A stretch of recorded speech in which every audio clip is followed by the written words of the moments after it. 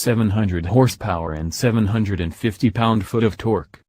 If you are to understand this new Bentley Continental Supersports, it is not enough to focus on one figure or the other. Power will tell you how fast this car is, and it is torque that determines how it is fast. It's only the combination of the two that reveals the true character of this car, and its unique place among high-performance machinery. Of course, we have been here before. Twice. There's not much need to dwell on the 1925 3.0-liter Bentley Supersports, the first car to fly the wings guaranteed to do 100 miles per hour. The name was resurrected in 2009 to grace a two-seat, carbon-fibre-seated Continental GT, lighter to the tune of 110 kilograms with a little more power and torque, a 40/60 front-to-rear torque split, firmer suspension bushes and a wider rear track. Clearly, it was quicker than the Continental Speed from which it was derived, and so too did it feel different, tauter, better balanced, less of a GT and more of a super sports car. It is at first a puzzling car to drive. The Supersports name makes a promise backed by the carbon fiber trim, bonnet vents, rear wing and Alcantara-lined interior. But the car appears to have another agenda, which is simply to make you feel like an artillery shell fired from a large field gun every time you put your foot down.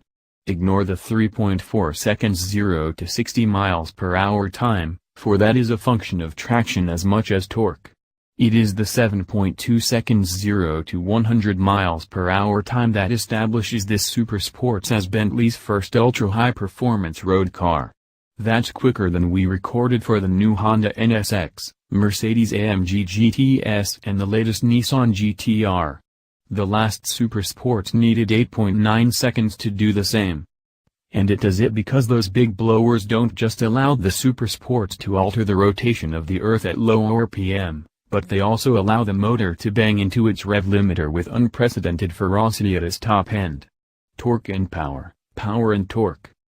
So you have to adapt your style of driving to suit the car, a necessary evil I resent in any machine. Despite its enormous ceramic brake discs, you have to be conservative with your braking and overstop the car before turning in. Do so on a trailing throttle and you can feel the torque vectoring braking the inside rear wheel to tuck you into the apex, but it will still run wide if you are ambitious with entry speed. Only when you do it Bentley's way, slow in, fast out, does it all start to make sense.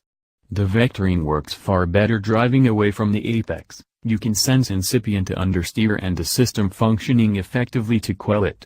Lift off the throttle and it will also adjust its line quite pleasantly and precisely, impressively so for a car of this heft.